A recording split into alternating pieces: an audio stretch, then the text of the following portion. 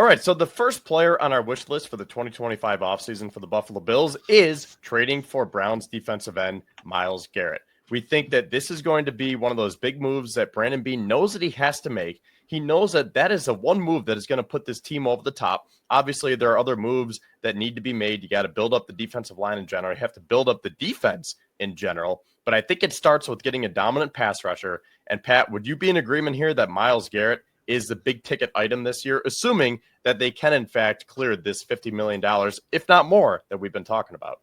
Yes, I do, because if you have a chance to add, probably some people call Myles Garrett the best non-quarterback in the NFL, and we have seen it in the last several years in the playoffs that we have needed that impact player on defense, and there's no better player than Myles Garrett. So, Kevin, what are your thoughts on this Myles Garrett talk? Because if the Bills were to acquire him before March 14th, it is going to cost $19.7 million on their cap. Now, I know that he said that he wants to get an extension, so the Bills will probably have to work something out. But assuming that he plays on this contract, or at least that's what the Bills acquire him on, it is going to be $19.7 before March 14th, because that's when he's due that $5 million roster bonus. If you trade for him after March 14th, so let's just say it's around that Stephon Diggs time where it's leading up into the draft, because I think if you're the Browns, like you want to make this deal done before the draft so that you can help your team this year and in the future. So if it's within that time frame, then it becomes 14.8 for the Bills. And then if you go all the way down to August 28th, when he has another $13 million roster bonus, you would just have to pay that $1.3 million base salary. So I guess, do you think that this is feasible in general? And if so, when do you think we could see this trade? Well, the full $18.5 million option, both of those, you mentioned the 5 and then the 13.5, it is due to commit to him all at the same time. So you don't have to literally pay him in cash at that point. But the way that structures, basically that's just a contract restructure. So when you see something like $13.5 million on August 28th, that just means that the Browns or whatever team has the option to then kick money down the road of that 18.5. It's a restructure just built in. But you're committing to the $18.5 million option bonus, $314. Owing 5 of it, you have to pay him in cash on that day, but you're still committing in contract form to the whole amount. So he will be moved by 314. Like, that is official. I don't know to where, unless he decides he's playing for the Browns. You would commit to him to guaranteed money and with a $5 million check. That means that he will be wherever he's playing on 314. I do not believe that he will be moved after that point, just due to the way that it's written, unless the Browns receive even more compensation than most teams are going to want to pay. So I think that my biggest concern right now is that you would need to have a deal done with him by 314, because that is kind of the reason it's written like that is so a team has the chance to do a contract with him by 314. So you're going to have to come in, and I just don't think there's any way he's going to play on the minimum base salary plus the 18.5 total he's owed. He's a $35 million player, and you're half of that at this stage. So you're going to probably have to commit five years to him at 30 years old already. He's not 34. He's not 33. He's not Von Miller's age when you signed him. But he's also going to cost double the money of Von Miller, and he's also going to cost premium assets. So that money we just talked about being free in 2 years you'd be utilized in full or in a good chunk of it with Von Miller or with Myles Garrett probably taking up $45 million plus in future years, because you're not going to be able to pay him that against the cap this year, meaning he's going to be charged more down the road. So I think it's a challenge to make Myles Garrett work. Do the Bills do it because of the premier player at 30 years old? You should. But at the same time, we can't have the same conversation again where people are complaining about Von Miller at the time. So it is a fine balance. Will the Bills do it? I have to see that at what cost. I'm okay with the contract. I get a little squirrely with the contract plus the 1, 3, 4, 2, 4 in future years. So it really does depend on the full package. Myles Garrett has put himself in a corner to really where the Browns are probably going to receive less for him with the way this is going down, but we'll see how much less. But I could be open to it, but I think that you need to move back some players in the trade to mitigate the contract asset value in terms of if you were going to pay James Cook, maybe he's right in this. Dorian Williams, players like that, when I've spoken to Browns people who have mentioned that they would like a player like Dorian Williams back in the trade. So you have to think about, you got to get rid of some young talent. You got to lower some of those cap hits, because guys, you can't trade these premium pick assets. The Bills need those on the books like they had Benford, Shakir, Cook, Bernard. You need those $1 million salaries. It's not just about paying Myles Garrett. It's about the rest of your roster now. Now you can't fill in with those rookie picks. They got to be really careful with this.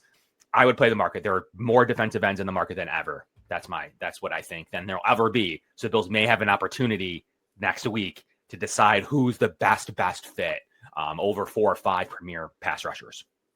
I was going to say, so what do we think a trade package would look like? Because I think you at least have to give your first round pick this year, probably the first next year. I want to use that the extra second that the Bills have from the Diggs trade. And speaking of throwing in players, I want to give them Kaiir Elam, because after 3 years, you can tell that it hasn't worked yet. We all saw the AFC Championship game, but to what I was telling Pat last week, maybe with Mike Pellegrino coming over, maybe that's a sign that they want to give Kaiir Elam one more chance. But I think if it means getting Myles Garrett, then you can save $2.6 million by getting rid of Elam, telling the Browns, hey, here's maybe a promising young corner, and take that with a grain of salt, right? But maybe given the right system, and you guys can coach him up, maybe if you play more man coverage and play more to his play style, he can be a nice piece for you guys. So I'm wondering if you can use Kaiir Elam as part of that trade package. Maybe you don't have to give up a 6, and maybe in return you can get a 7. So when it's all said and done, the Bills would get Myles Garrett and a 7th for 2 first-round picks, a 2nd, and Kaiir Elam. Do we think that would be feasible? Is that accurate? I think they would want more personally than that, but it's fair. I don't know how interested they'd be in Elam at their stage of their restructure. They probably want someone a little bit more cost control, like I mentioned, like a Dorian Williams, what I've heard out of their camp. So something along those lines makes sense to me. I don't think they can take like a James Cook because they can't pay him. They're in a world of cap hurt, and I mean they just don't need to run. They're going to lose Chubb. They're just not a running back away from anything. So I mean ultimately they're probably going to want to hand select a guy. Maybe you could toss an Elam. But I don't ultimately think he does anything for the trade. But I do believe that Elam's traded for sure. I don't believe that he's also had multiple cornerback coaches at this stage. The Bills are switching to a different style of mesh defense in terms of man coverage and what they're looking to do. He's a man cover corner that has struggled in man coverage. So ultimately, I think his day is done. But there's probably a team out there that may seem fit to utilize that. What he's been able to do. Like a named team that comes to mind is the Jets with Aaron Glenn, but they're not. I don't believe they would trade him to the Jets. But hey, that could be a double agent type of trade, like we saw with Trey White against the Ravens in the playoffs. But ultimately, I think you're close on the trade package. I just get a little squirrely as you're now talking about 1-1-2. I mean, they got to come to a common ground, but at the same time, the Bills can't spend too many of these premium. That would leave them with no third. They'd have 1 second-round pick to add to the roster this year with obviously with Garrett, but the 1 second-round pick, then that makes that pick. You got to hit that pick. And the last time they did that situation, they took AJ Epinesa. He is still on the roster, and I thought he's been a good player for the team, 4th defensive end, but they're probably going to need to do a step better than that. There's a heightened sense around that remaining pick. Well, I mean, to be fair, you're trying to find a player in the draft who's going to amount to Myles Garrett. And the last time the Bills had the 30th pick in the draft, it was Greg Rousseau. And Greg Rousseau, to your point, he's nice, but he's not a dominant, proven player like Myles Garrett. That's why I think if you had the chance to go do it, then do it. Now, Pat, what we talked about last week was that you don't save anything if you get rid of Kaiir Elam.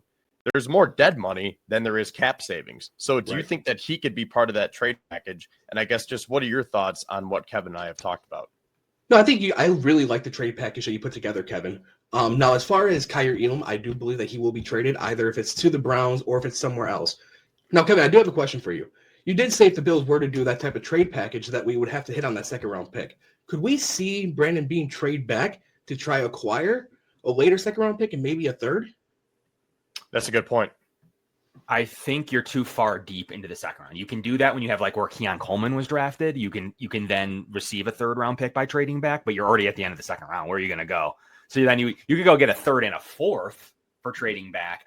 Now you're not picking till the 3rd round. Like by trading those 2 assets, you've limited you're not trading back. Like you need to take a player at whatever second round pick they have. They need to take a player there. There's not enough value going from pick 56 to 64. You're talking about maybe a late 4th back. I mean, ultimately, they'll probably rather just keep to their board and pick whoever it is that is the best player on the board. But remember about Elam, you do save money by trading him. By trading him, you trade his guaranteed contract. You don't save money by cutting him. You save money by trading him because you trade that guaranteed rookie deal to a new team. He would free up his whole base salary. So you would free up $2.5 million by trading him. I think that's one of the main reasons why you trade Kaiir Elam. And I said you'd get a 6 for him. I think maybe it's a 6 for 7 swap. But ultimately, I don't care if you get a backup special teams linebacker to come in for Chris Tabor and compete for a roster spot or a UDFA or something that you may be nice on somewhere. It's not about the package. You get rid of them. You save the roster spot. You save the 2-6. But Pat, no, I don't believe that they could trade back if with the Garrett deal. Okay. Now you're not picking till the 70s, late 60s. You got to get somebody in here in the 50s. Like you can't have your first pick be in the 3rd round or late 2nd.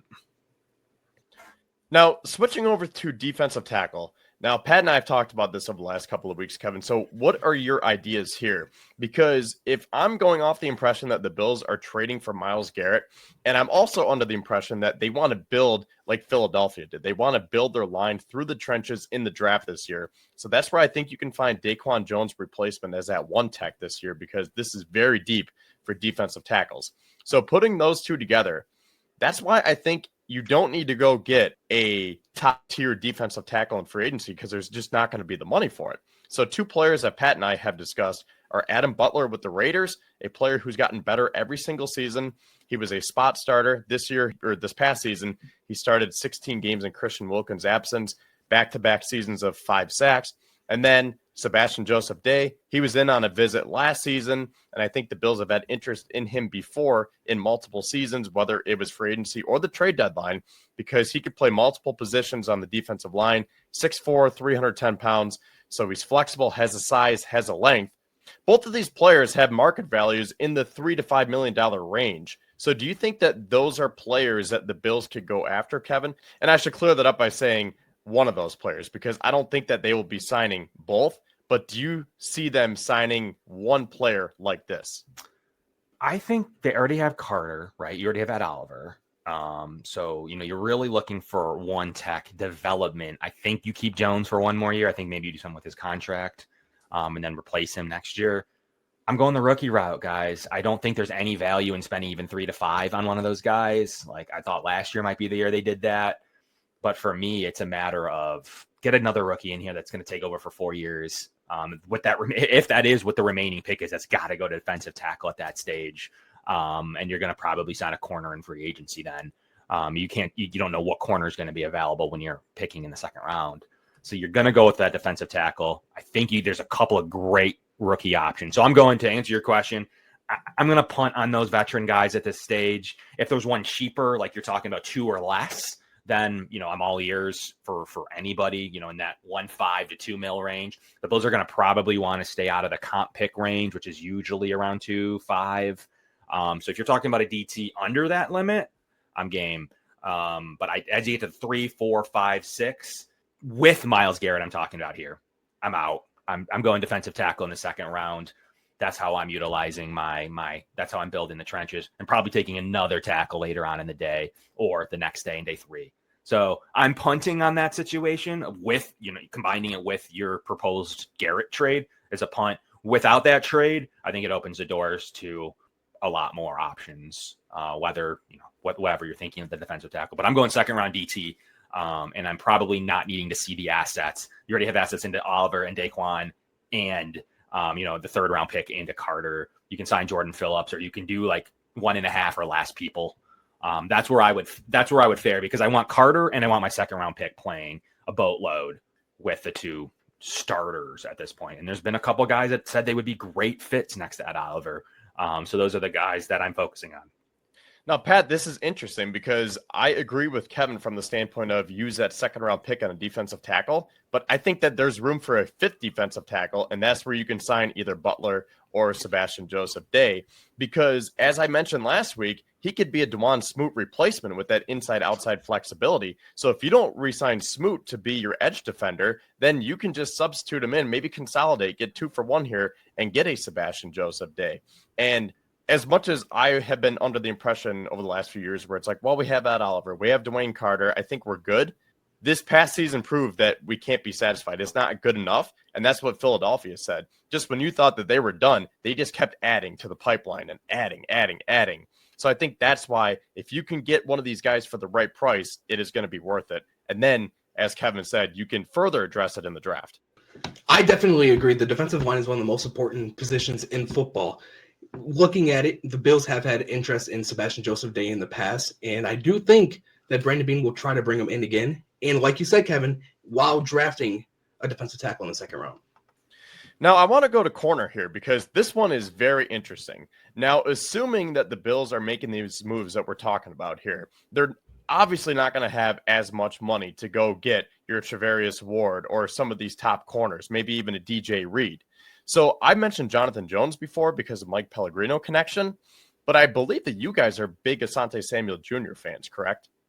Yes. I am, yeah. Yeah, I think that the reason that the Bills could potentially pursue a boundary corner like him, he has great reaction skills, great coverage skills. He's good in multiple schemes. The only reason he's probably in a fairer price range, he had that shoulder injury. The Bills love player values off of injuries. That does not scare the Bills. They've taken Mitch Morse off concussion history from the Chiefs.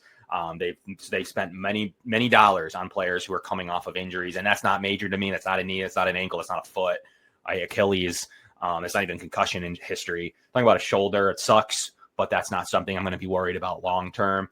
And in the meantime, you're probably going to get a fair reduction in price. And prior to that, he's one of the best cover corners in the league. He'd be every bit as much of an entrenched corner too as you could hope for with Christian Benford long term.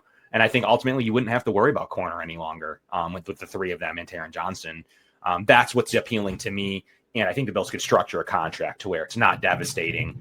And it was a need. Like ultimately, Christian Benford went out in the playoffs. We talk about the D-line all the time. We don't talk about, once again, how bad Kyer Elam was and how much of a problem the secondary was across the board in that game. And Douglas wasn't great himself. So especially toward the end of his tenure here in Buffalo. So I think that the corner room is just as important because ultimately the Bills had more teams getting the ball off in under 2.5 seconds.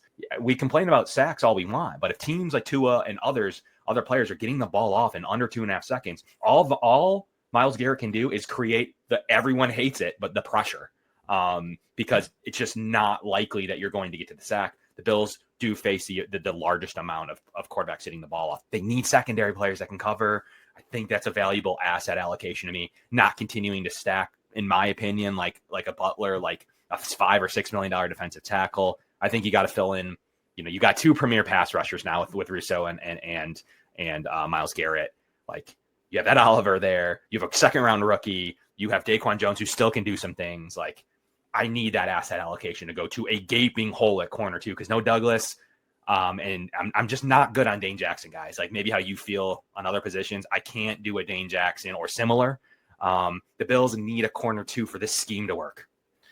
Yeah, no, I agree with what you said. I'm just not sure if the Bills can make it work financially just based on these cap hits that these players are going to be taking, especially if they have to get a new contract done with Myles Garrett. So, Pat, do you think that this is feasible? Because the more I think about it, the more it does make sense. Because if the Bills are trading that first and the second, they don't have that third, and that 1 second-round pick that they do have, we're saying that they're going to spend it on defensive tackle.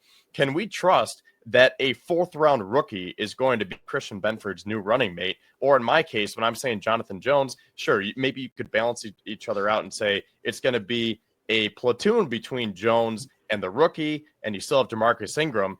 Is that going to be enough, or do you think that the Bills have to spend a little bit more in this scenario to get someone like Samuel? Well, to Massare's point about, looking back at the AFC Championship game, our secondary was not good. As soon as Benford went out, even Russell Douglas was not that good.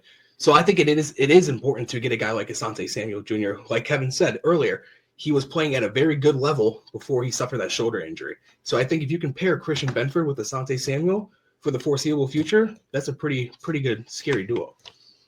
Yeah, and we know how the Bills love going after players who are entering their second contracts. I mean, look what they did a couple off seasons ago with David Edwards and Taylor Rapp and players like that, where maybe they haven't played their best football yet, but you say, hey, come to Buffalo with their culture and with their coaching staff, and we're going to develop you, and then we're going to make this look like a bargain. And then in a few years, you can go get paid, and we're going to get you at a cost-controlled contract for the next few years. And maybe eventually they can afford to work something out. But I think that's in the Bills' DNA. They want to find players in that 25, 26, 27-year-old range and try to catch them at their peak. Now, that being said, as we flip over to the safety room, this one is very interesting to me because I think that the Bills do want to roll with the aforementioned Taylor Rapp and Cole Bishop. Do we think that Damar Hamlin gets re-signed? Because I think he does for the right price. And I'm going to throw a name out there that if they can't get Hamlin re-signed, let's just say he's too expensive and he signs elsewhere. What do we think about Marcus Epps, Josh Allen's former teammate? And I know that shouldn't be the only credential to get you on this team, but we talked about players coming off of injuries, Kevin. That's another player. I know his was a little bit more substantial, but maybe you can get him at a bargain. He's within that age range too. He's a little bit older than Asante Samuel, but I'm wondering if that could be one of those contracts where the Bills are going to look very smart in the end. I'm not as off the injury now. He's going to be 29, almost 30. I think he's out of the range of guy you're talking about. Could he be a depth signing? Absolutely. I mean, no one's out of the running for be a depth signing. Like, yeah, this is for safety 3. Potentially right. Safety 2. Yeah, like for me, ultimately, Bills are looking at 1.5 and less. I think there's some other names that the Bills could pursue. Safety's never really an over expensive position. You don't have to spend a ton of money, especially if you're looking at safety 3s and not like Javon Holland.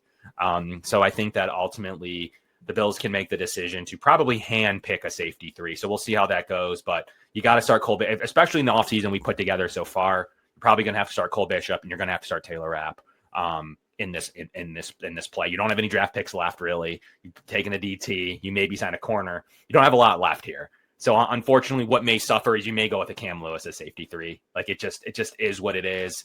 I don't know. He knows the scheme. He plays special teams. He has showed up at times. You're going to probably do something like that, or maybe supplement him with a $1 to $1.5 million safety. But I'm probably looking for a step younger than Epps coming off an injury, turning 30. Whatever it is at some point at the end of the year. So I'm probably leaning to see if there's a guy that you could get more like a Rapp. You got Rapp on his first contract. That's kind of where I'm looking. But safety 3, the Bills may not have all the cards to address safety 3 the way they'd like to, especially with the offseason you've put together so far. Safety 3 may take a hit, and you may have to roll Cam Lewis or rookie. I mean, I'm down with trying a rookie on day 3. Like that is where a safety 3 can be. Yeah, that's what Damar Hamlin was. So that's where you can take a chance with a Cam Lewis and a day 3 safety. That's probably where I'm leaning at this stage because I've spent money on Samuel. If you get the other defensive tackle you're talking about and Garrett, I mean, you're probably pretty capped at that stage. And the problem here, guys, there isn't a receiver signed yet. So we're going to probably have to roll with the receiver room as is if the offseason goes like we've predicted so far. Well, Pat, so a couple of other names that we talked about last week were Jeremy Chin, Xavier Woods. I'm going to throw another one out there, Julian Blackmon. Do those players make sense for you? Maybe from a football standpoint they do, but to Kevin's point, the way we kind of mapped out our offseason, will there be enough money, or do you think that they'll just have to resort to re-signing Damar Hamlin as that safety 3 and then drafting one on day 3 as well? Well, I think with Damar Hamlin, he's going to get more than his projected value. I think Spot Track had him at $3.3 million. I think the team will give him more than that. And as far as safety goes, I'm kind of going to defer on this one and draft a rookie safety because, like you guys already said, we are going to be pretty close to the cap already with the way we have mapped out the offseason. And with Sean McDermott's, he's able to work good with safeties. We've seen that with Micah Hyde, Jordan Poyer, Cole Bishop, and the way they have spoke about Cole Bishop as well tells me that they really want him to start alongside Taylor Rapp. So just so we can kind of wrap this position up, no pun intended with Taylor Rapp, but I'm going to say it's either Damar Hamlin or Marcus Epps. So what's a general consensus here? Is it going to be Damar as safety 3, or is it going to be someone like a Marcus Epps, one of those free agents, maybe coming off an injury, you can get him for a cheaper price? My consensus is a rookie. So I think it's rookie safety 3. I mean, that's like a quintessential when you're a team like the Bills. You're going to have to take a risk there. And my backup to that would be Cam Lewis. Like, they will sign Cam Lewis. He will be like a special teamer, and he can play backup slot, and he's going to be your backup third safety, in my opinion, which is pretty versatile for the Bills and with his special teams capabilities. He's going to be the one, my opinion, battling with that rookie. But I don't think they have it either. I mean, Hamlin's going to make too much probably. Even if it's more than 3, it's too much. Whether it's 3.5, 4, that's too much. So he's out. So Epps would be more likely than Hamlin in this, unless Hamlin doesn't get paid. But my vote is still rookie and probably a player on the team like we've said, like Cam Lewis. So you're saying Cam Lewis would be safety 4? In this situation, yeah. When you drafted a rookie? Yeah. Yeah, that's what he is, now, technically, right? You have 3 ahead of him this season, and he's got that versatility to play corner as well. Okay, well, that being said, the last position here, and this is a big one too, wide receiver. So I'm just going to get this out of the way because I think we can all agree, re-sign Matt Collins, Ty Johnson, right? Yes. Yep. Yes. So that being said, there's still room for one more wide receiver. Is that going to be a re-sign of Amari Cooper? Is it going to be a rookie? Or can it be someone who I think makes sense? I think Kevin's in agreement here, Hollywood Brown, because the other point of emphasis that Beane and McDermott made at the Combine, they want someone who has speed, but also has to be a football player. I think that was a little dig at Xavier Worthy, right? So if you're trying to find that speed element who can stretch the field vertically and horizontally, I know this free agent class maybe isn't the best in terms of finding that specific player. Like Deebo Samuel, I thought that would have been a very intriguing option because he's kind of like the poster child for Joe Brady's offense. So if I'm trying to find a similar comp, is Hollywood Brown the best the Bills can do, or do they want to just go to the draft and try to find that comparison? You can hope for in the draft. I think that's really where, the problem here is like once again, see, the Myles Garrett trade does give you limitations because we've been trying to find positions for safety 3. We've been talking about other position corner. We've been talking about other things, and we have one pick, like really, and we've all already agreed that it's going to go to DT. So this is the issue with the trade.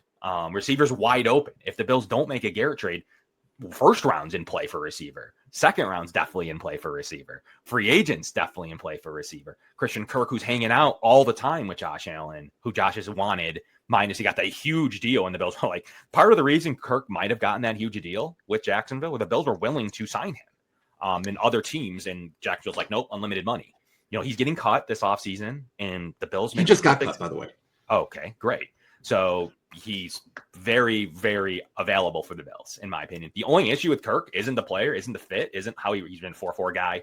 I love this style of play. He plays a lot of slot snaps. So as long as the Bills can, they have to worry about Curtis Samuel, and they have to worry about, obviously, their new paid slot receiver in Khalil Shakir. Can they make that scheme fit? We know Brady loves the slot receivers. He doesn't throw to his boundary receivers. We know that. So it possibly can, but that probably comes with a moving away from Curtis Samuel somehow. But Kirk is a perfect fit for Josh Allen. And if you don't think Josh Allen's in the office right now after that announcement, Pat, I think we're all crazy. The Bills will try to see if they can make that work. But the vet free agent market guys, especially if they trade all those assets for Garrett, that's where they're going to have to go. And they're going to have to try to find someone to play for a value. I think Hollywood Brown is a great fit. I think he'll take the same deal, let's say, with Kansas City. That's my biggest problem with Hollywood. Is I've been told whatever the Bills will be willing to pay Hollywood, the Chiefs would be too, and I think he stays. So that's going to be the biggest deterrent for me in Hollywood, which I'd like. But Christian Kirk makes a lot of sense. He may be willing to play with Josh Allen on a good deal. But I think the Bills will have to go at the vet free agent market. I just don't think you can rely on a 5th or 6th round receiver to do anything for you. So he's going to be a vet free agent. And it's going to be getting one to take a deal that you just got. And maybe the trade market comes into play here, guys. A team that takes a lot of cap on, like Cooper. So, but Kirk makes a lot of sense to me with all the factors being played in. Someone along those lines, Hollywood does too. It's a huge free agency class at the receiver position, more being available than probably were initially anticipated. The Bills need to tap into this free agency receiver class because it's better than normal. Now, Massare, I do have a question for you. Is a guy like Devontae Adams possible if he's willing to take a little bit of a deal? Yeah, Adams is absolutely I still think was their preferred player over Cooper last year, but Adams wanted to play with Aaron Rodgers and probably will again, though. So we talk about the problems with all these players. The problem with Kirk is he's a slot. The problem with Hollywood is he'll probably sign with the Chiefs. The problem with Davante is he going to follow Rodgers again? They can both handpick their destination together. I think he might. And also, like, the Bills just don't have any money, especially in the offseason we've drawn up. Once again, in a vacuum, if they don't do the offseason we've drawn up, Adams could make sense if they're like, we just need a boundary receiver. We're willing to give Adams a 2-year deal. That could line up. They, in my opinion, those trades don't happen hours apart for random reasons. Those trades happened hours apart because Adams, and he followed all the Bills players on Instagram and, was probably the second destination where he was going to go. And he was better than Cooper. I'm sorry. So the Bills are going to have to determine if they have the cap space for him. He fits definitely. The Bills were definitely in on trading for him. I don't know how, they traded a third. So we know that they were willing to pay a third. So we know, obviously, the Jets' third came to be a really high pick. What a dumb trade by the Jets, by the way. But ultimately, Pat, the player fits. Will he play here? Do we have the money? There's some limitations here. I ultimately do think he does follow Rodgers or goes to a team loaded with cap space, as that's probably the move that Adams does. But he does fit the team, and if the Bills do determine like he is one of their top priorities, you don't sign that defensive tackle like Day we talked about. You don't sign maybe Asante Samuel Jr. The next thing you are in range to sign Davante Adams. So they can, but they're moving away from other offseason moves if they do go that route. But this receiver class, for sure, the Bills are going to play in it, whether it's Adams or Kirk, or they go down a little bit in the order. But they're going to play Hollywood Brown. They're going to pick one of them. I do have one more name for you guys real quick before we wrap this up. Tutu Atwell. I'm wondering if he could be that speedy field stretcher that the Bills are looking for. He only has a market value of $4 million. That could be a cheaper option if the Bills really build up their defense, as we've been talking about throughout this whole segment. Tutu could fit. I know there's been some talks about him. He fits in that, like, is he, like, how much of a football player is he category that they already referenced? He is literally like what I think of when they're talking about that, even throw weirdly away for a minute. I'm thinking of Tutu Atwell when he makes a comment like that. He can run a 9.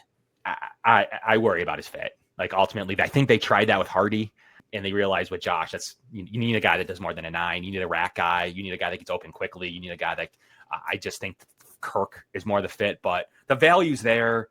Like, he is a deep threat. The Bills could mess around and try him at $2 and $3 million. He's like 5'7", though. They tried it with Hardy. I think that's my reason they don't go with that route is they did. And we don't see that kind of offense from Joe Brady on top of it as the tiebreaker. But there are some talks where he could fit the 9 role that the Bills are looking for. How much can they pay for that? Dude, I think they can pay like $2 million for that role. Like, if that's where he ends up, the Bills could be in play at like 2.5. But that's probably about where I stop. And, that's a hard line for me. All right, well, we will find everything out on Monday because that is when the legal tampering period starts, and then the new league year starts on Wednesday. So it is going to fire up pretty quickly here, and we will have a free agency special for you. We will be live Monday afternoon, not sure the time yet, but there's going to be a lot of news happening, so we want to come live to you and try to break it all as it happens and see if some of these moves can actually come to fruition that we've been talking about. Also, we will have a graphic coming out throughout the weekend as you can see some of these moves. I know we talked about a lot today, so we will put everything down on paper and make it a little bit more accessible for you guys. So for Kevin and Pat, thank you guys for watching the Going Deep Buffalo podcast on Built in Buffalo, and we will see you guys next week. Go Bills. Go Bills.